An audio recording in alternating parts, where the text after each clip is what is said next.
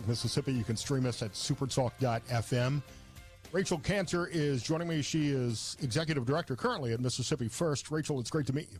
Hi, so nice to be here, Scott. I saw you on the Fox News channel a couple of weeks ago, and I made a note. I took a picture of the TV and said I need to talk to her about the Mississippi Miracle, about Mississippi's growth in education. But let's start with explaining what Mississippi First is, your organization, and I know you're stepping down as Executive Director to move on to a new organization. Yes, so Mississippi First is an education policy organization here in the state of Mississippi. Our mission is to improve public education for children all across the state. We've been in existence since 2008, and we worked on a wide variety of education policies in that time. We are a nonpartisan nonprofit, and our sole goal is to help school children learn more, and we've been very successful in Mississippi. Yeah, and that's the Mississippi Miracle that everybody's looking at. In 2013, the state was ranked second worst for fourth grade reading and has now jumped to 21st as of a couple of years ago. Where else has Mississippi seen improvements in education? We've actually seen huge improvements in math as well. So we were at the bottom of the country about 20 years ago when we first started tracking this national data, and Mississippi has moved way up the scale. We are at the national average in reading and in math. And in fact, when you adjust the data for the demographics of our students, we're actually at the top of the country. You know, I joke sometimes when I need somebody to explain something complicated to me.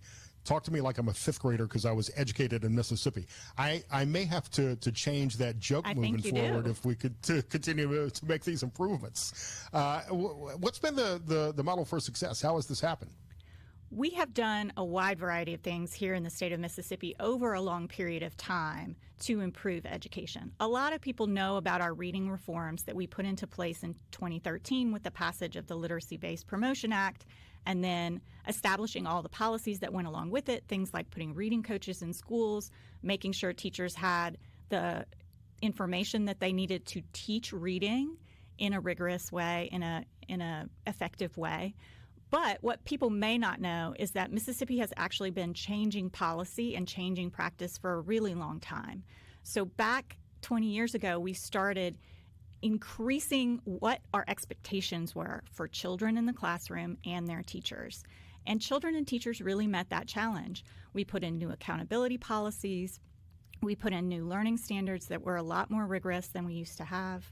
We've really been focused on the basics of reading, writing, math, science, social studies in Mississippi public schools, and we've not changed that focus over a long period of time.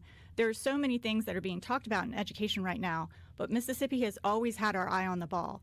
What should children know and be able to do by the end of their grade level so that they can be successful in life?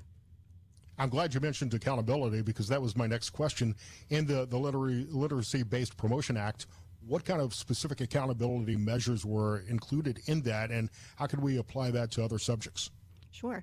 So there's different accountability for both teachers and for students. A lot of people know about what we refer to as the third grade gate, which essentially means that students have to make a minimum level of proficiency on their third grade reading test in order to be promoted to the fourth grade. So you don't have to be all the way proficient, but you have to be approaching proficiency in reading to go on to the fourth grade, with the idea that if you have reading skills that are too weak, you will continue to struggle not only in the fourth grade, but throughout your school career.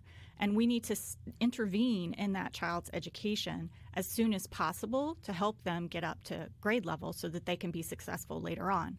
We also put in new policies to require teachers to take an additional licensure test. So teachers now in the state of Mississippi, if they want a K through 3 license, they have to prove that they know the science of reading in order to become a teacher who can teach kids how to read. That may seem very basic, but that was not the case before all of our literacy reforms. Those are a couple of the things that we've done. We've also held schools more accountable by having a more rigorous, more transparent accountability system in how we grade schools overall. So parents can now look at the letter grade, A through F, of their child's school and know whether or not kids in that school are getting what they deserve. I want to circle back to the teachers in a minute, but how important is parental involvement, especially in literacy and math? Certainly, parents play an enormously important role in their child's education from when they are very, very young, before they even start school, all the way to when they graduate high school. There are a lot of things that parents can do to support literacy. It starts even when they're babies by talking to them, making sure that they are hearing words, and making sure that we are engaging with babies so that they return, if you talk to them, that they're babbling back to you, reading to them as children and continuing to read to them even as they enter school.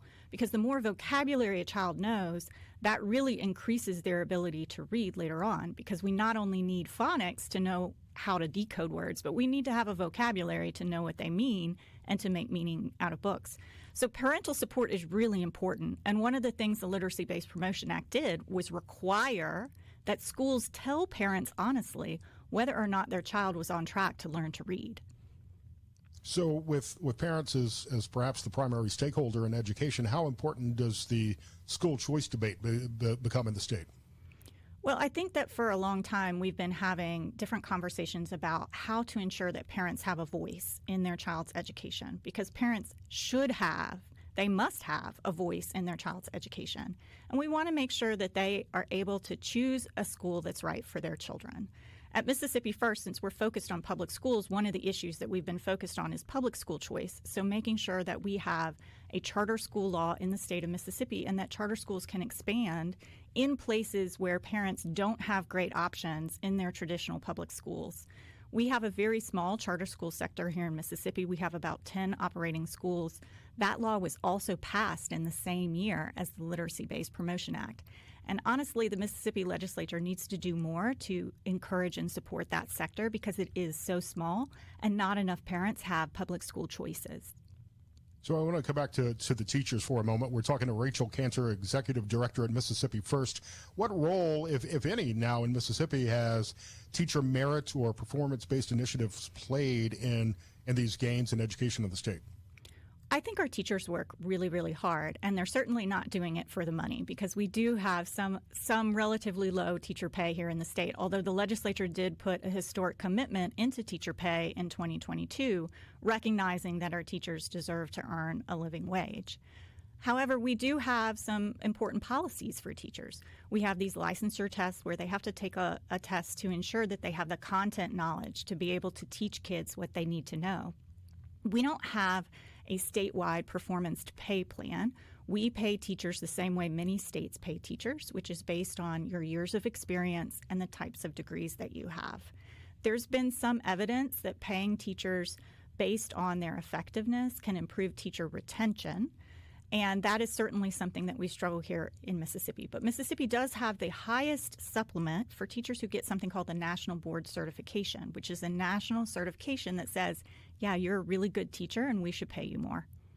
So as you're looking at this, I think one of the biggest problems in education we face today is recruiting teachers. There's a national teacher shortage that perhaps changing some of these pay-based incentives could attract new people into the occupation.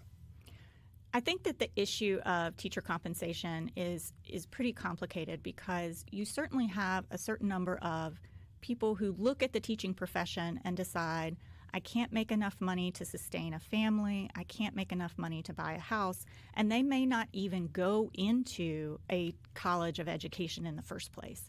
So we're losing some portion of potential teachers just because they're looking at it and saying, I can't afford to pay off my student debt if I get a teaching degree, and I can't afford to live as a teacher. But then there's another portion of teachers who do go into the profession, who do get licensed, and then after several years in the profession, they decide, I can't afford a house, I can't afford to raise a family, I need to go find something to do with myself. And research that we've done at Mississippi First has shown that we're actually at higher risk of losing people kind of in that 6 to 10 year period of teachers. So there are teachers who have several years of experience under their belt. They're just starting to hit their stride, but they're also young enough that they're looking at, is this really what I want to do as a career? And that was a lot of why we passed the teacher pay raise in 2022. But I'm sure you'll remember that that was also a year of historic inflation. And so we passed that teacher pay raise, and then it went right out the window after that horrible summer where we had, 10 percentage point inflation. So we really have to, it's something that you really have to keep working at over time as a legislature and as a state. We've got limited time here, and hopefully you'll stick around for another segment. And this is kind of a loaded question, Rachel, but is there a danger of union influence diluting Mississippi's educational reforms? Well, that is certainly something that I can talk about. However, as you may know, Mississippi is a right-to-work state, so we don't have collective bargaining here in Mississippi for our teachers' organizations. We call them teacher professional organizations because they cannot collectively bargain. I think the greater risk is people becoming complacent. We've had such tremendous success, and unfortunately, the perverse consequences of success can be people let their foot off the gas. Speaking of letting your foot off the gas, you wrote an op-ed that we'll talk about in just a second. Rachel Canter, she's the executive director at Mississippi First. I'm Scott Sands in for Gerard Gibberts on SuperTalk Sands Media. Rachel Canter is joining us on SuperTalk Mississippi, executive director now at Mississippi First. You wrote an op-ed a couple of weeks ago or last week about in the Magnolia Tribune about the next steps, what we need to do in Mississippi to continue this miracle and move education forward even more. We're not going to have time in this segment to cover everything you suggest, but let's just start with extending the literacy work of the Literacy-Based Promotion Act. Right. So we've had tremendous gains at our fourth grade level. We have had gains as well at eighth grade, but they haven't been as stunning as our fourth grade gains. And I think that's really because our work with the literacy policy has been through third grade. And then after third grade, we are mostly doing what we've always been doing. We've made changes in those middle years. We're using better curriculum. We have higher standards. But we also need to be doing some of that focused work with teachers that we did with K-3 teachers. And we need to make sure that even as kids go into fourth grade, as reading and writing gets more complex, those students who still are struggling a little bit still need support, and other students who maybe have mastered the basics need to have a little bit more support to get that deeper understanding, because we want to make sure by the time they graduate high school that reading, writing, any of these basic skills, that they don't present a barrier to wherever they want to go in life, whether that's on to college, whether that's to a career training program, whether that's to the military. All of those should be options for any child who wants them. Yeah, the fourth grade gains are great. The eighth grade gains are nice, but need to improve along the way, too, in the rest of middle school and in high school. I just, Rachel, do not want to read Beowulf again. That was painful. The other important aspect, and you write about this in the op-ed in the Magnolia Tribune, is about math, because this is really the direction so many careers are taking, and we need to see an improvement in all of the STEM curriculum as well, and a math initiative might do that. That's right. So if you look at our history and our data, we have improved dramatically in reading, but we've actually improved even more dramatically in math. We are not quite at the level in math that we are at in reading. And after the pandemic, we dipped a little bit in math, and we're not quite back up to the level that I think all schools really dipped because of the pandemic and the remote learning process. That's right. And what's remarkable about some of our reading data is that we had a smaller dip and went back to recovery faster in reading than basically any other state in the country. We've had that similar dip in math, but we haven't quite recovered to where we need to be. We also know that historically the United States has not performed as well on math assessments as other countries have. And that puts us at risk and our kids at risk of not being globally competitive. We need to make sure that kids have the fundamental basics in math before they get to high school so that they can go on to those higher level math courses they might need for wherever life may take them without needing any sort of remediation. It's a real shame when kids go to college and they can't take credit-bearing courses because they didn't learn enough math in high school, or when they get into a career tech program and they need some basic math skills for whatever it is, and they don't have them because somebody didn't think it was important to teach them. We need to make sure that we are making math as important to us as literacy, and I think a statewide math initiative would do that. So how do you make these improvements across the board in all the subject matter? Is it improving the instructional materials, changing up the syllabus? Is it more support for teachers, better resources for the kids? We've done a variety of things already in Mississippi to sort of build that foundation. So it starts with, what do we expect of kids? We have to be expecting that they learn rigorous content. And then we have to be measuring that with good assessments and a good accountability system. But teachers need the materials to be able to teach to those rigorous standards. Otherwise, they're going to teach either what they were taught in school or what they've always taught and not necessarily teach to that higher level. So we have to make sure that teachers have access to high quality instructional materials, that if they need coaching or professional development, that we are providing that through our state Department of Education or on the district level.